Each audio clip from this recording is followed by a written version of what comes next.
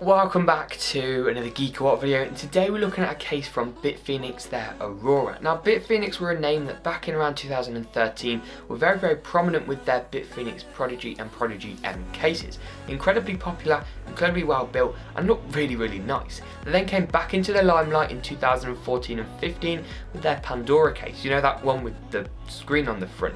Now sadly, since all the review and release hype, I haven't actually seen it be used in a build since. So is this Bitfenix Aurora case with tempered glass panels sort of a Bitfenix renaissance, or just another overhyped launch that will lead to nothing less than poor usage? Let's take a look and find out.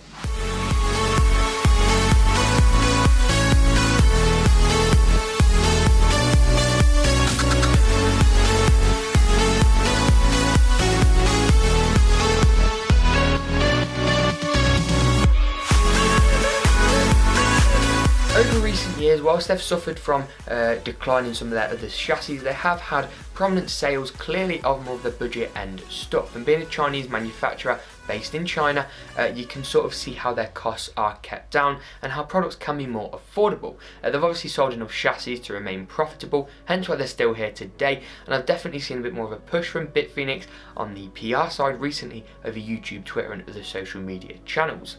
Now, one thing this Bitfenix Aurora case has going for it from the start is that it crosses tempered glass side panels, which are becoming increasingly popular with affordability. This case is really quite affordable all around the world, specifically in the US and the UK regions. With any tempered glass case, however, there are key decisions to be made.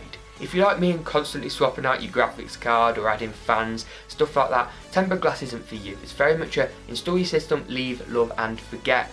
Otherwise you're going to get very stressful about taking things off and on and all of that jazz. Now, putting the panels on the side of this case, the tempered glass panels, uses one thumb screw in each corner. Personally, I'm not a massive fan of this method. However, I haven't really seen any compelling ways to install tempered glass side panels on really any case that I've personally liked. It's quite the unnerving process taking these on and off, and I always think I'm going to end up shattering them or losing one of the important screws needed to hold it on.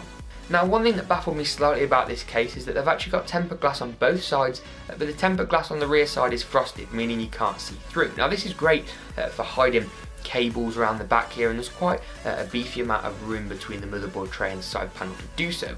But what's the point in having tempered glass if you can't see through it? Why don't you just have a normal, completely opaque window? It doesn't really make sense to me. And it's not like that opaque window makes hiding cables easy, full stop.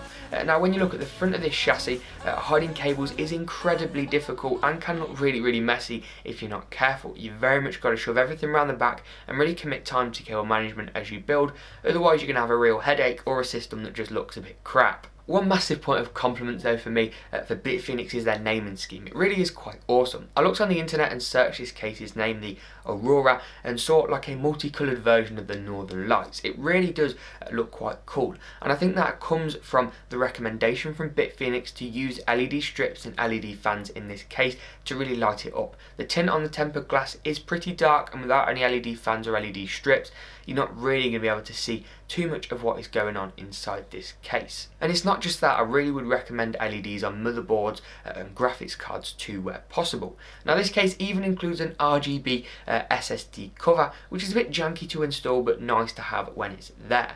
Now, it can actually be controlled via both the MSI and ASUS inbuilt RGB software on motherboards, with the RGB strips using the generic 4-pin headers, which we're seeing more and more on motherboards nowadays. The inside of this case is one of where my massive gripes occurs though. The inside is basic, it's got optical drive bays at the top, which I don't really see the need for in 2017. It's got hard drive bays at the bottom, which lack any sort of vibration reduction. Only some parts of the case have rubber grommets for cable routing, which I don't really like too much. It does support eATX motherboards, however, I'm not really sure the advantage this has, apart from making the case a little bit bigger. By having this in, you get an increased chassis size, but I don't really think many people are building eATX systems with dual socket motherboards and buying an £80–90 case. I don't really see the correlation there, but it's nice to have if you wanted an affordable tempered glass case that can support an E80X motherboard. The top I/O shield on this case is another point of compliment, however,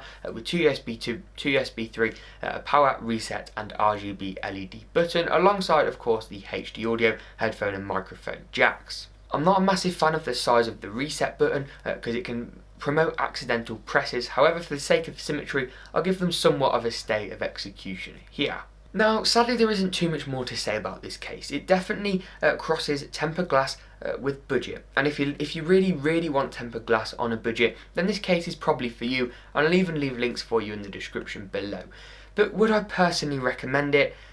Sadly no. I would rather have an NZXT S340 and spend this kind of money, even without the tempered glass side panel. I understand the rave of tempered glass side panels, but personally I'm not really too favourable towards it. I don't really like the mounting system, and I don't really like that from one breath you have these expensive tempered glass side panels and the next the case is made out of really cheap, not the nicest quality plastic. You get some decent water cooling and radiator support, yes. You get a solid I/O, yes. And you get tempered glass on a budget.